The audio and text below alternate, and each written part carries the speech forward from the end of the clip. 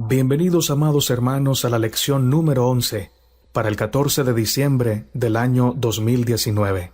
Nos alegra mucho poder saludarlos en este momento para compartir el mensaje del Señor. Los invito a seguir perseverando en la fe, en la práctica de la verdad y en la oración los unos por los otros. Les habla su hermano en Cristo, Natanael Baloyes, y es para mí una gran alegría invitarlos a orar para comenzar. Padre misericordioso que habitas en el cielo, a tu nombre sea la gloria, la alabanza, el imperio y la potencia por los siglos de los siglos. Gracias porque nos das la oportunidad de estudiar tu palabra y de ser guiados por tu Espíritu Santo a toda la verdad. Prepara, oh Señor, nuestro corazón, nuestra mente, nuestra vida, para que podamos ser terreno fértil para la semilla de tu palabra. En el nombre de Cristo Jesús. Amén, Señor. Esta lección tiene como título Un pueblo reincidente. Sábado 7 de diciembre. Para memorizar. Y dije a los levitas que se purificasen y viniesen a guardar las puertas para santificar el día de reposo. También por esto acuérdate de mí, Dios mío, y perdóname según la grandeza de tu misericordia. Nehemías capítulo 13, verso 22. Una nación se estructura a partir de los valores, las normas en que cree y practica, y las creencias en las cuales está basada su moralidad, las cuales le dan identidad y la diferencian de los demás. Israel como nación estaba perdiendo esa identidad después de muchos años de cautiverio en Babilonia. Por ello, al regresar del exilio, una de las labores más importantes que emprendieron Esdras y Nehemías fue poner la ley de Dios y los valores de la nación hebrea en la agenda del pueblo. Tanto al momento de la construcción del muro y del templo, como también en los días subsiguientes, la ley de Dios ocupó un espacio central e importante en el quehacer diario del pueblo. El trabajo realizado por Esdras y Nehemías y otros del pueblo que dispusieron su corazón, bajo dirección del Espíritu de Dios, tal como dijo el Señor, no con fuerza, sino con mi espíritu, pareciera estar dando resultados. La ley comenzaba a ser parte del corazón del pueblo judío, a tal punto que firmaron el compromiso de volverse a Dios y hallaban delicia en la obediencia. Israel parecía estar de vuelta al Señor. El sábado, la dedicación del templo y el respeto por las normas del matrimonio según la norma divina hicieron parte del compromiso que ellos firmaron ante el Señor. Sin embargo, esta semana, con la ayuda del Señor, veremos cómo ante la ausencia del líder Nehemías, el pueblo volvió a andar en sus caminos anteriores de desobediencia. Babilonia estaba tan inmersa e insertada en sus mentes y sus corazones, al punto que resultó ser más fuerte su influencia pecaminosa que aquellas pautas de obediencia que estaban siendo cimentadas por Esdras y Nehemías. Pero lo más trágico de todo fue que los dirigentes que quedaron a cargo del pueblo fueron quienes los condujeron a la desobediencia. La lección de esta semana aborda la cuestión acerca de si como cristianos podemos desarrollar la madurez de crecer y cimentarnos en el Señor sin requerir la tutela de alguien que nos esté empujando siempre a hacer lo bueno. ¿Es posible que desarrollemos una vida de obediencia sin que los demás nos estén empujando y diciendo lo que debemos y no debemos hacer? ¿Cómo nos comportamos cuando nuestra obediencia al Señor depende de una libre decisión y sin ayuda de alguien que nos oriente? Otra pregunta importante es, ¿el cristiano debería aprender a depender solo del Señor Jesús, de su palabra, de su revelación, para aprender a obedecer? ¿O será que requiere estar bajo la supervisión de un líder que lo apoye y que le diga qué hacer y qué no hacer? ¿Acaso no es suficiente un así dice el Señor? Mientras estudiamos la lección de esta semana, meditemos en estas preguntas. Lección para el día domingo, 8 de diciembre. Los dirigentes del templo se corrompen.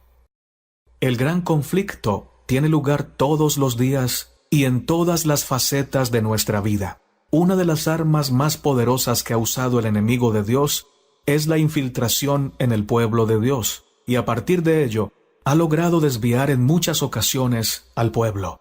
Zorobabel, Esdras y Nehemías eran conscientes de esto, y por eso siempre se negaron a que líderes como Tobías trabajaran en la obra de construcción del templo. Vamos a leer Esdras capítulo 4, versos 2 al 5. Vinieron a Zorobabel y a los jefes de casas paternas, y les dijeron: edificaremos con vosotros, porque como vosotros buscamos a vuestro Dios, y a él ofrecemos sacrificios desde los días de Esar-Hadón, rey de Asiria, que nos hizo venir aquí. Zorobabel, Yeshúa y los demás jefes de casas paternas de Israel dijeron: no nos conviene edificar con vosotros casa a nuestro Dios, sino que nosotros solos la edificaremos a Jehová, Dios de Israel, como nos mandó el rey Ciro, rey de Persia. Pero el pueblo de la tierra intimidó al pueblo de Judá y lo atemorizó para que no edificara. Sin embargo, en la lección de hoy, veremos cómo el enemigo logró tejer una telaraña de relaciones maritales y familiares entre israelitas que habían retornado del exilio con otros que se habían quedado en la tierra, pero que habían desarrollado una cultura y una religión permeada o contaminada por el paganismo. Resulta que según mandato de Dios, Números 18, 1 al 32, los sacerdotes y levitas no tenían heredad para generar ingresos. La porción de los servidores del templo, sacerdotes y levitas, eran las ofrendas, el diezmo del grano, del vino y del aceite.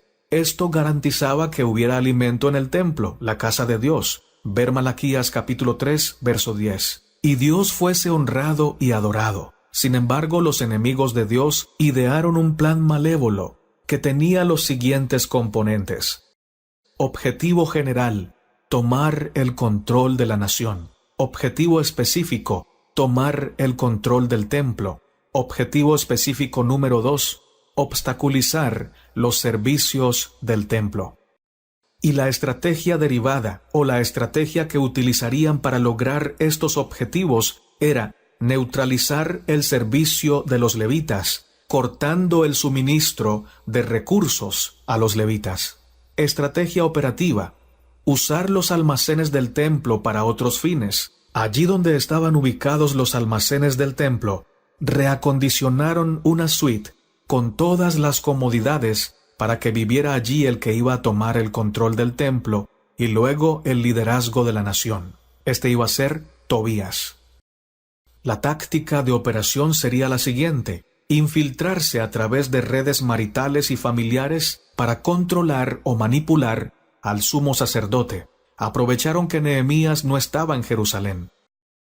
Una de las tácticas usadas por los enemigos del pueblo de Dios fue utilizar las relaciones maritales entre la hija de Sanbalat y el nieto de Eliasib, que era el sumo sacerdote. Además, la familia de Tobías estaba emparentada con el sumo sacerdote Eliasib, de modo que lograron infiltrar los servicios del templo.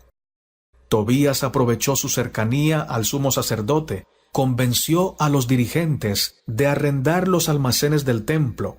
En realidad, la finalidad era hacerse con el control del templo, neutralizar el trabajo de los levitas y los cantores, dado que éstos se quedaron sin almacén, sin recursos para operar en el templo.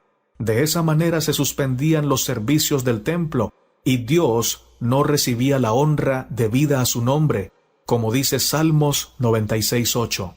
Dad a Jehová la honra debida a su nombre. Traed ofrendas y venid a sus atrios. Ahora había un enemigo del pueblo de Dios dentro del templo. En realidad se trataba de algo muy destructivo, pues Tobías ya estaba al control de una sección del templo muy importante. Esta acción llevaba a obstaculizar los servicios del templo y a cimentar el ascenso del liderazgo de los paganos en medio de la nación del pueblo de Israel, del pueblo de Dios. En la lección de mañana veremos uno de los resultados que generó el malévolo plan de los enemigos de Dios. Esta maniobra del enemigo de Dios requirió una acción contundente de Nehemías, quien solicitó un permiso urgente para atender la situación. Reflexión: Los cristianos adventistas del séptimo día debemos ser muy cuidadosos acerca de cómo usamos los recursos de la causa de Dios y a quienes ponemos en la administración de los recursos, no sea que un enemigo de Dios se infiltre entre nosotros y obstaculice la obra del Señor.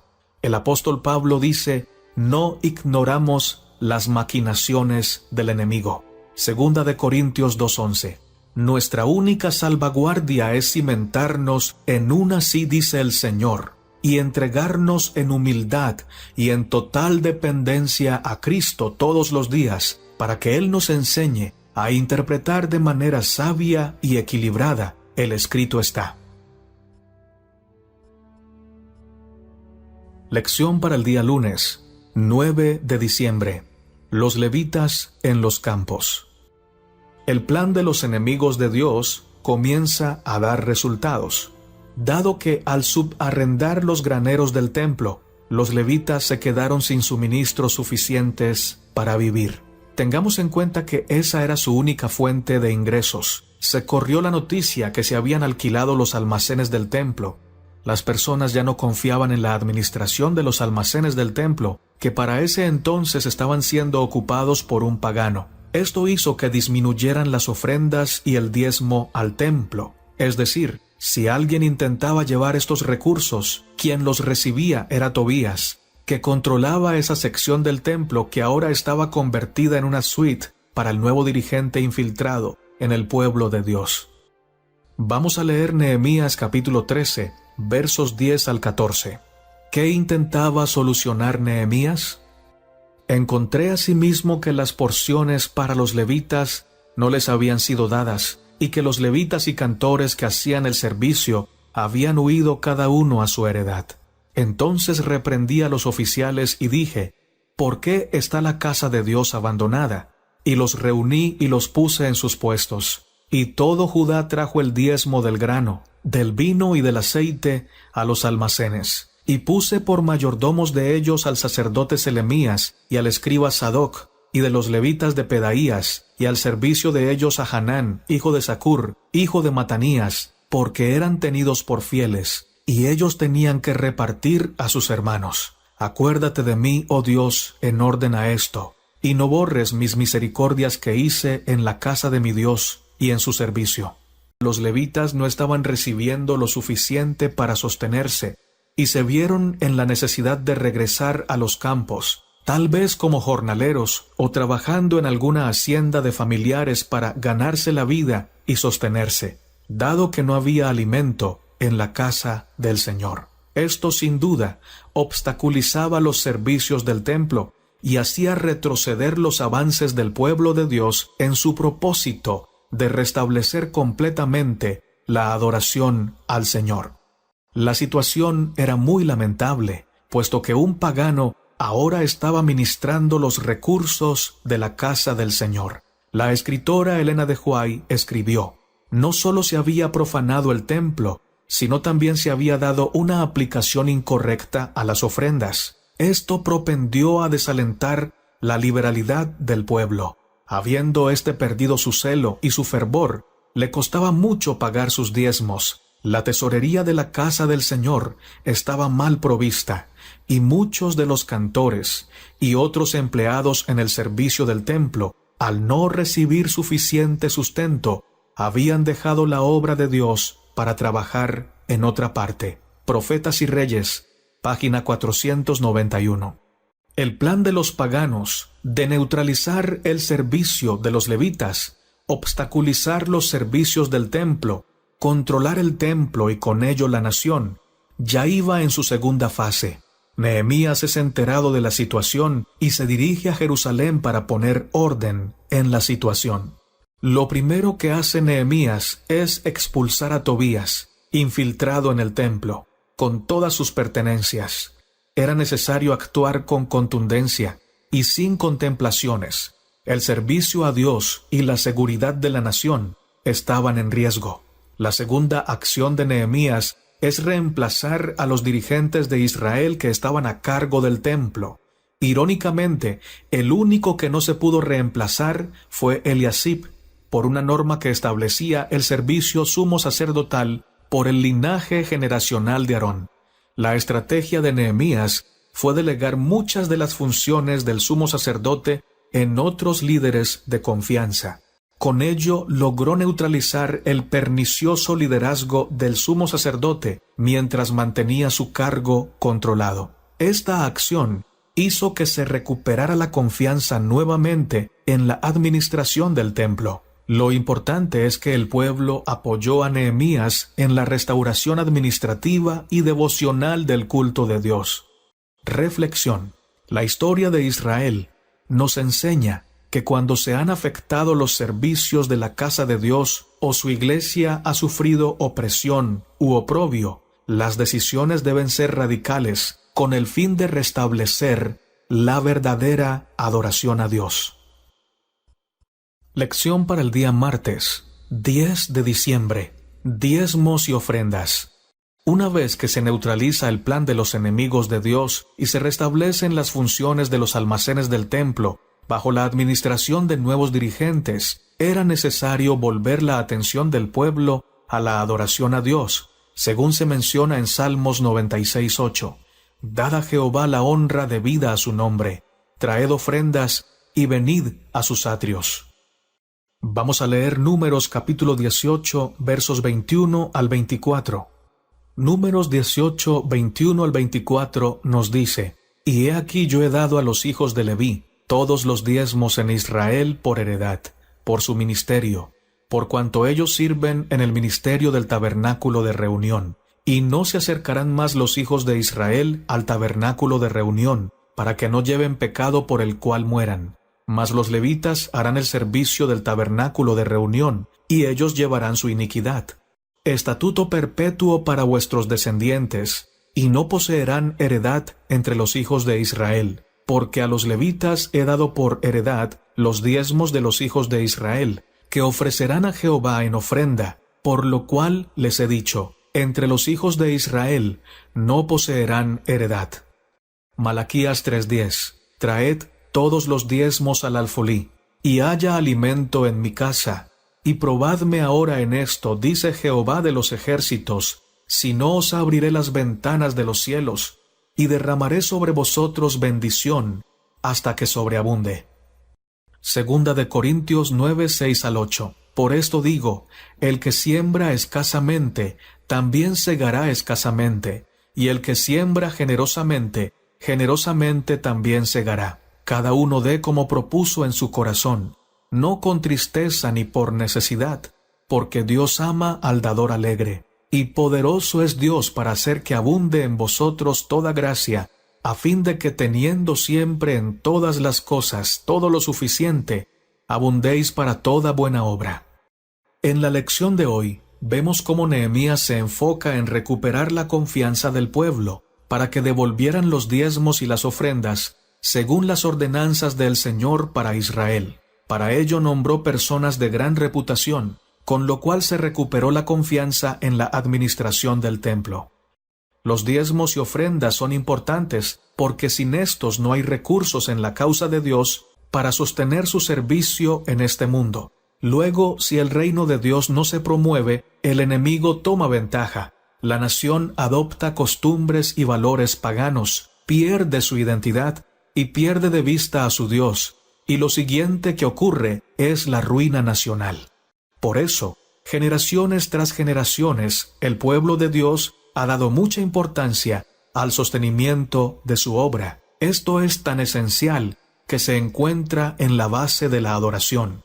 El Señor Jesús nos dijo: «Donde está tu tesoro, allí estará tu corazón». Mateo 6:21. Si nuestro corazón está con el Señor, consideraremos de manera suprema e importante el sostenimiento de lo que es en este mundo su obra, su iglesia. Las lecciones de lo sucedido en el templo del Israel antiguo nos muestran que la iglesia se vendría abajo sin el apoyo de los diezmos y las ofrendas de los miembros de iglesia. Hoy como en el pasado, los servicios del templo no podrían funcionar si no hay personas consagradas al servicio del templo o la iglesia de Dios. Hoy como en el pasado, Dios pide adoración, conforme al modelo que se nos ha mostrado. Esa adoración requiere planificación y preparación para Dios.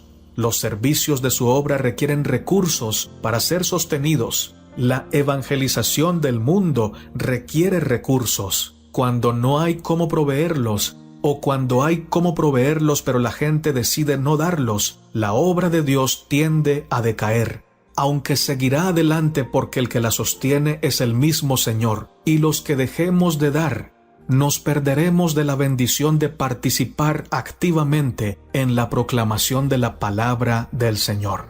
Estamos en guerra, en conflicto con las fuerzas del mal, y no debemos dejar que las huestes del mal tomen ventaja. Por ello es importante contribuir con la causa de Dios, pero como Nehemías, hemos de ser vigilantes activos de los almacenes del templo, no sea que el enemigo se los apropie y palidezca la causa de Dios. Reflexión. Es importante comprender la importancia de quienes lideran en la casa de Dios. Debemos rogar a Dios para que sus obreros se mantengan fieles a la palabra, fieles a Cristo Jesús, fieles al mensaje del Señor, y que Dios nos dé la generosidad para contribuir a su causa, para que siempre haya alimento en su casa. El espíritu de profecía nos dice, no debemos recibir solamente los dones de Dios. Con un sentido pleno de nuestra responsabilidad, debemos devolverle lo que es suyo, a fin de que haya abundancia de medios en su tesorería para el avance de su obra. Una abundancia de la cual sus obreros pueden extraer lo necesario para llevar el mensaje de ciudad en ciudad y de país en país. Debiera proveerse a los abnegados obreros de Dios con los medios suficientes para hacer de su obra un éxito. Matutina, alza tus ojos, página 358. Lección para el día miércoles, 11 de diciembre. Pisando en lagares en sábado. Vamos a leer Nehemías capítulo 13, versos 15 y 16. ¿Cuál es el problema que Nehemías trata aquí?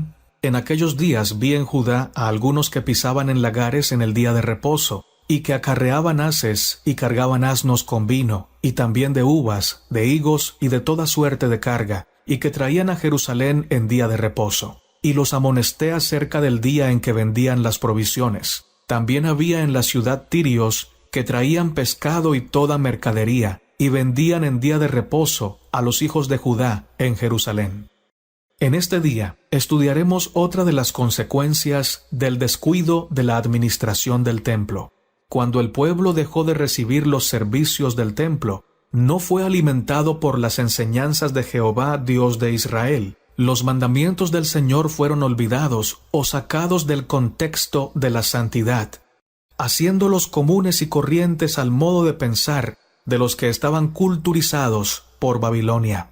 Se tuvo en poco la obediencia. Ya los enemigos de Dios estaban logrando su objetivo de controlar las instrucciones que se hacían desde el templo. Sin los levitas consagrados al Señor que se habían retirado a los campos, con los sacerdotes manipulados por los enemigos de Dios, las prácticas paganas ya estaban tomando la dinámica de los negocios, puesto que se había vuelto cosa común negociar en el día de reposo.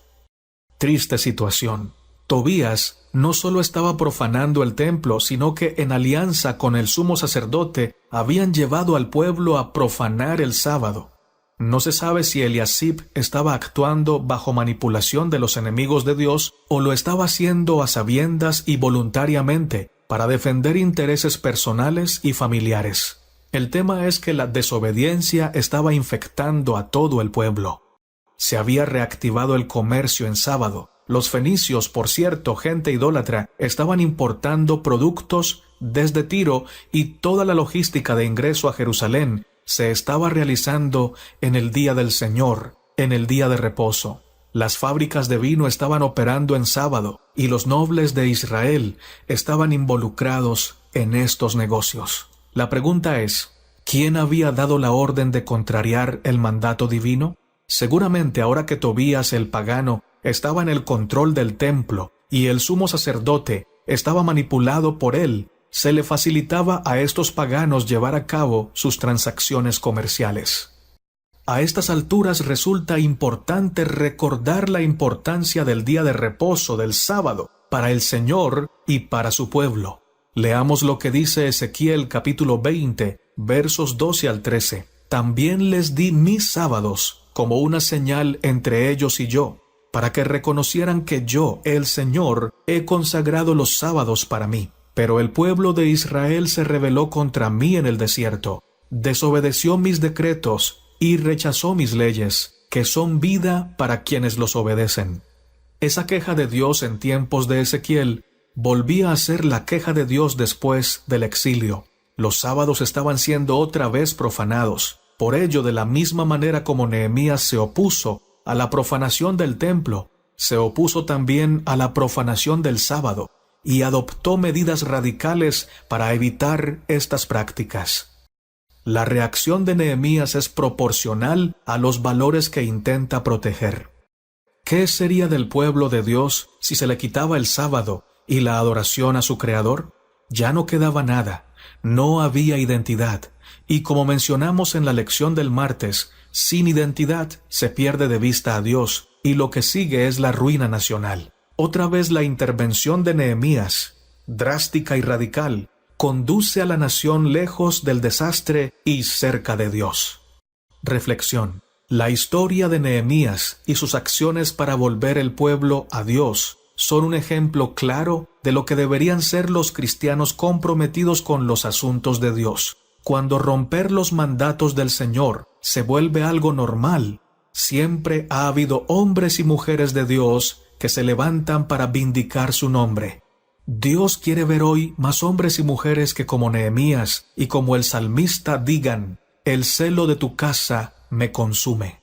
Salmo 69, 9. Lección para el día jueves, 12 de diciembre. ¿No hicieron así vuestros padres?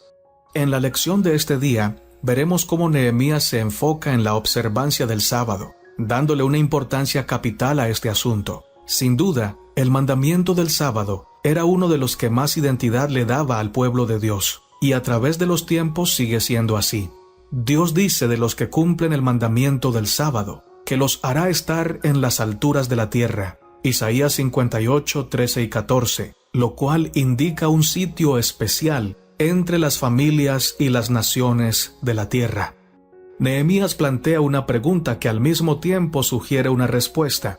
¿No hicieron así vuestros padres? Por tanto, si los antepasados israelitas se habían comportado de manera equivocada, era esa conducta lo que los había llevado al exilio. Luego, después de esta experiencia, lo más lógico era que se mantuvieran de parte de Dios cumpliendo su parte del pacto, para que Dios les diera el trato especial prometido. Sin ninguna duda, el exilio fue una evidencia de que Israel ya no estaba en el lugar de privilegios donde se ubican los que aman a Dios, según lo prometió el Señor en Deuteronomio capítulo 30. Su ubicación estaba perdida entre las naciones, a causa de su desobediencia, a causa de su idolatría, a causa de haber dejado al Señor. Ahora que Dios los estaba restituyendo a su lugar en la cabeza de las naciones, era una verdadera necedad apartarse de los mandamientos del Señor. Por eso Nehemías se toma este asunto muy en serio y les recuerda que por comportamientos similares sus padres o sus antepasados sufrieron el oprobioso exilio. El sábado, el día que el Señor había establecido como señal entre su pueblo y él, le daba identidad a los israelitas. Era su conexión con Dios como el Creador, de manera que su profanación era un asunto de seguridad nacional. Nehemías no podía permitirse un fracaso en este aspecto tan esencial para la vida de la nación. Además, ¿cómo sería el oprobio que llevaría Israel si nuevamente fuese puesto en vergüenza frente a sus enemigos cercanos y demás naciones del entorno? A partir de lo anterior, Nehemías se propuso que si los líderes del pueblo no ponían todo su esfuerzo en dar ejemplo de observancia correcta del sábado, él lo haría. Así tuviera que designar personas que evitaran la realización de prácticas contrarias al mandamiento. Esto nos plantea una pregunta. ¿Es válido que un miembro argumente que cada uno es libre de hacer con su vida lo que quiera? ¿Hasta dónde las acciones individuales de los miembros de una congregación afectan la reputación de la comunidad de creyentes? Para abordar esta situación de manera correcta, ¿siempre debemos hacer lo que hizo Nehemías? Preguntas para meditar con oración. En cierta oportunidad, en Josué 24:15, le dice al pueblo que si ellos no iban a ser fieles al Señor, él y su casa sí iban a seguir siendo fieles al Señor. Pero en esta oportunidad vemos a Nehemías actuando como si no fuera suficiente que él siguiera siendo fiel. Además quería que todo el pueblo cumpliera con el pacto. Ello indica que hay momentos de la historia del pueblo de Dios en que se requieren acciones corporativas para vindicar el nombre de Dios en medio de su pueblo, y dichas acciones no dejan opciones para que la gente obedezca o desobedezca según le plazca, sino que se requiere que cada quien se ponga de parte de Dios. Lucas 11:23 nos dice: el que no es conmigo, contra mí es, y el que conmigo no recoge, desparrama. Nehemías les estaba diciendo que si ellos no estaban dispuestos a obedecer, él crearía las condiciones y tomaría las medidas para que oficialmente los israelitas cumplieran el pacto de no profanar el día del Señor, el día sábado. Esto nos dice el espíritu de profecía.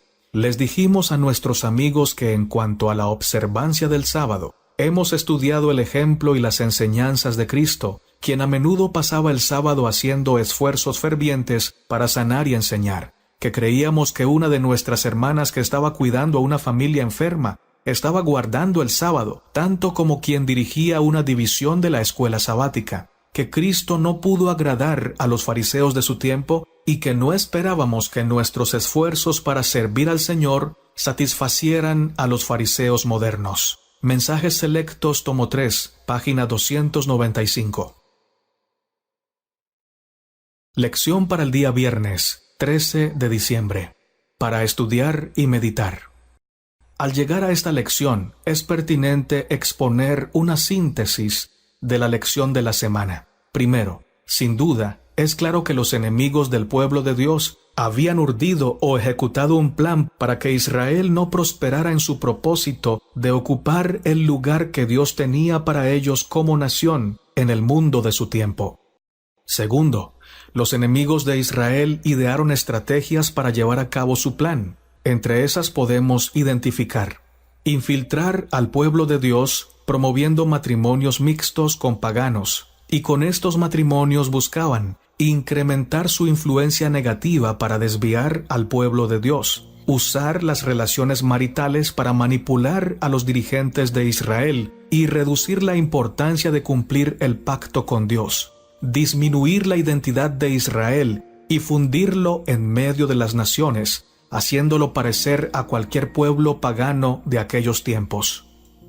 Gracias a Dios que Nehemías y otros líderes se levantaron para poner en alto el nombre de Dios y mantener el pacto, porque siempre en la historia habrá hombres y mujeres que se levanten para desafiar el mal en el nombre del Señor, porque el celo del Señor los consume, porque el fundamento de Dios está firme y tiene este sello: conoce el Señor a los que son suyos. Por tanto, apártese de iniquidad todo aquel que invoca el nombre de Cristo. Segunda de Timoteo 2:19. La lección de esta semana nos recuerda que debemos estar en guardia, porque tenemos un enemigo que no duerme, y como es probable que en el pasado el enemigo haya logrado algunas victorias sobre nosotros, aunque ahora estemos firmes, debemos mirar por nuestras vidas, no sea que caigamos, porque como dice el apóstol Pablo, no ignoramos sus maquinaciones. Segunda de Corintios 2:11. Y el que piense estar firme, mire que no caiga. De esa manera, cuando hay evidente riesgo en la vida personal y la iglesia de desviarse de los caminos de Dios, de un escrito está, la actitud de Nehemías es recomendable para poner en alto el carácter de Dios. Muchas gracias, hermanos y hermanas, por quedarse hasta el final de este video. Gracias por escuchar el mensaje del Señor con un corazón sincero. abierto a la palabra de Cristo Jesús. Este es un momento importante en la historia, cuando el Señor está levantando su iglesia para que proclame la verdad del mensaje de los 3 ángeles. Y urge que cada miembro del pueblo del Señor se comprometa de manera profunda con la palabra, con los principios del reino, que nos comprometamos a predicar, a compartir el amor de Cristo, a decirle al mundo que Cristo viene pronto, a contarle a la gente que el día de reposo sigue vigente, que los mandamientos de Dios se deben guardar por amor a Cristo y en gratitud a lo que Él ha hecho por nosotros. Que nada ni nadie, que ninguna causa humana se robe nuestra atención, nuestro enfoque al comprometernos con Dios para predicar su verdad. Si este mensaje ha bendecido tu vida, por favor compártelo con 5 de tus hermanos y 5 de tus amigos. Dale me gusta a este video y colabóranos con un comentario de la lección aquí en la caja de comentarios de este video. Dios te bendiga, Dios te guarde, el Señor llene tu corazón, llene tu hogar, y que nada ni nadie nos pueda separar del Señor Jesucristo. Por favor, sigamos orando los unos por los otros, no nos cansemos de orar, perseveremos en la fe, en la oración y en la predicación. Compartámosle al mundo el gran amigo, el gran Salvador y el gran Padre que encontramos en el Dios del cielo. Vamos a orar para terminar. Dios de Abraham, de Isaac y de Israel, tu nombre sea glorificado desde ahora y para siempre. Gracias por esta palabra fresca, poderosa y viva que hemos recibido en nuestro corazón. Ella nos ha reprendido, nos ha consolado y nos ha mostrado el camino que debemos seguir para honrar tu nombre. Por favor, Señor, permítenos no solamente ser oidores, sino más importante aún, hacedores de tu palabra, que podamos ponerla en práctica para glorificarte y para mostrarle al mundo la luz de tu gran amor.